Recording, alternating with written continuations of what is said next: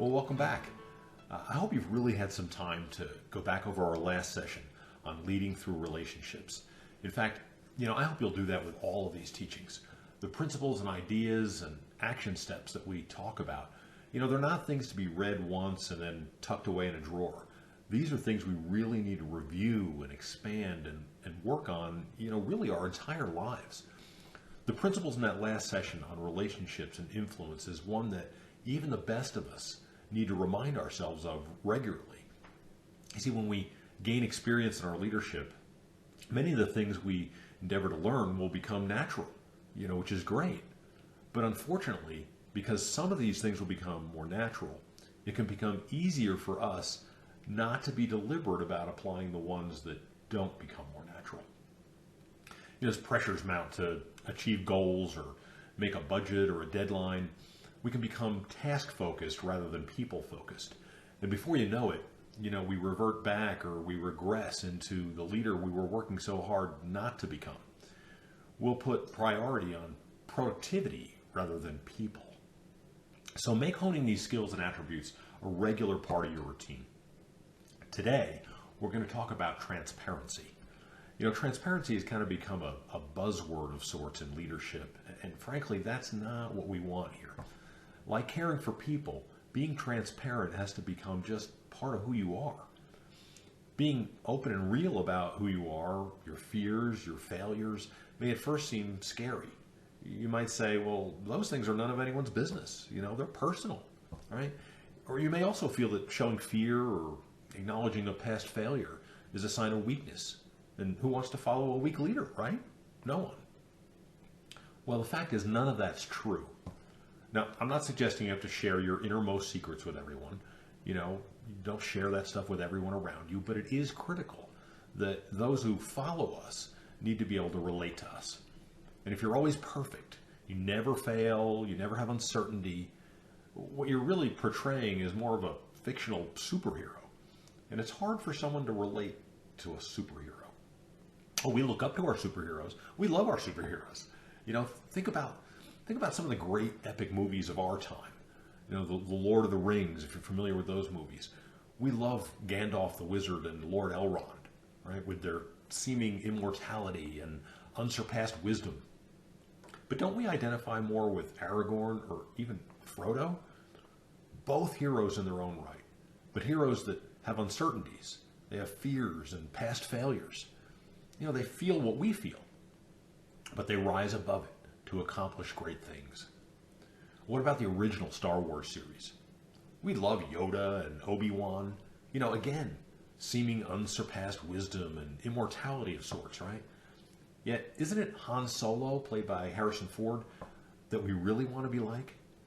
Just a regular guy with great shortcomings, as well as great gifts, who overcomes all odds to help lead a great victory. See, these are people we would follow off the bridge.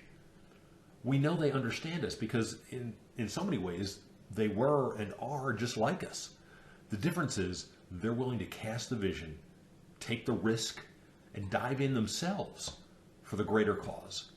And that makes us want to follow. Look at what Paul says about himself in 1 Timothy 1:13. He says, even though I was once a blasphemer and a persecutor of violent men, I was shown mercy because I acted in ignorance and unbelief. He goes on in verse 15 and 16 to say this, Christ Jesus came into the world to save sinners, of whom I am the worst. But for that very reason, I was shown mercy. Now, let's unpack that a little. So first he's saying, I was a liar, I was a violent man. And then listen to the tense. He says, of whom I am the worst. Present tense. So who wants to follow this guy, right? He used to do all these awful things, and it seems he's still a crumb, right? See, Paul's giving us a lesson in transparency here. In fact, he's not teaching us about transparency. He's just being transparent. He's leading by example. And for all his past indiscretions and, at the time, present imperfections, Paul did more to grow the New Testament church, and he had more followers and led in more situations than anyone during his time.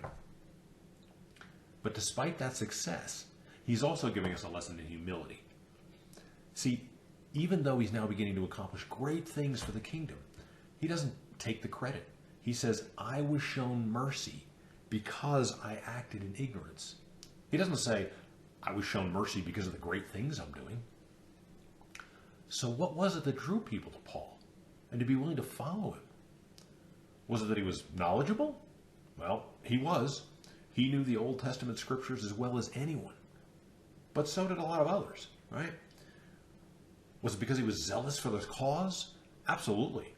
Both as a Pharisee when he was persecuting Christians, and more importantly for us, as a follower of Christ, Paul had a great passion for the vision of what he was doing. But he wasn't alone in that. So you can have vision and passion, knowledge, but still be a phony. So what made him different? What made people want to follow Paul? One key is that he was credible. And you knew he was credible because of his transparency and his humility. Even in boldness, he was transparent and humble. You know, Rick Warren, senior pastor of Saddleback Church and the author of A Purpose-Driven Life, another incredible book that you should read. He said this, the most essential quality for leadership is not perfection, but credibility.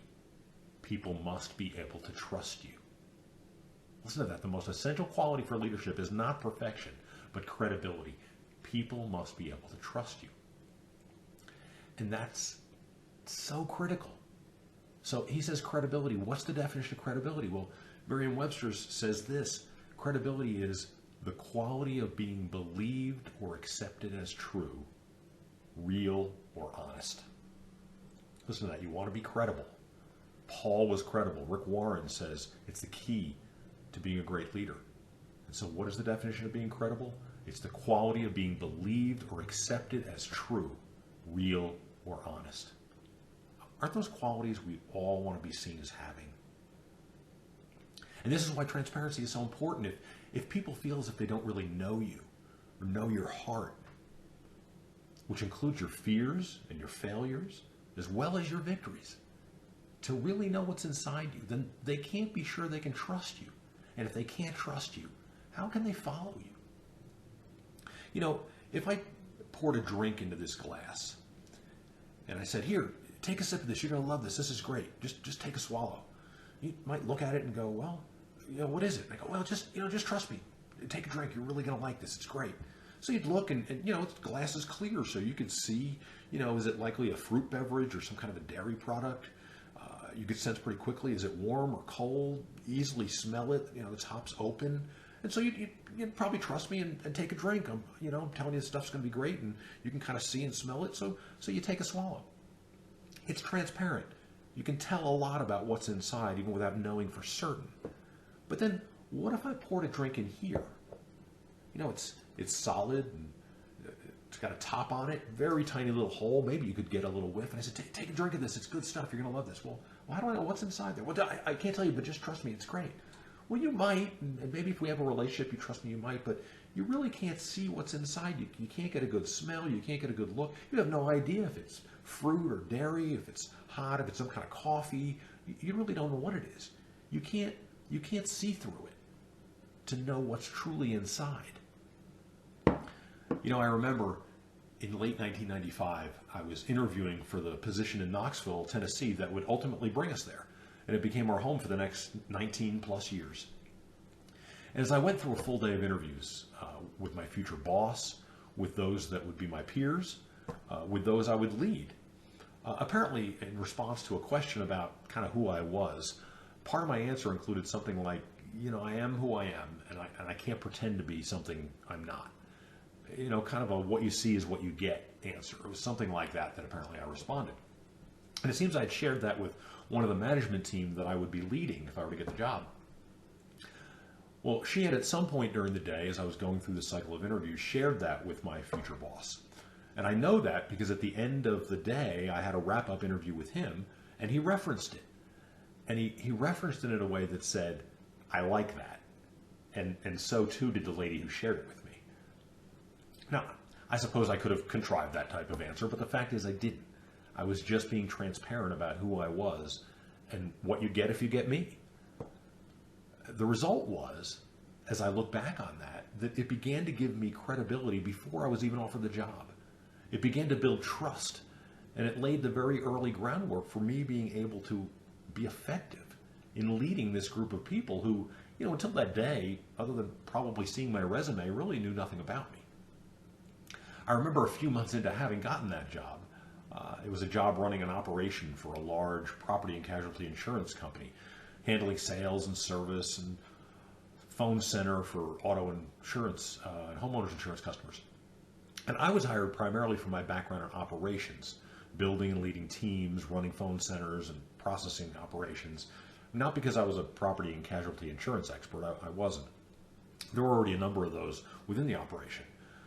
Occasionally, one of my staff would have a question that was more insurance related than people or process related.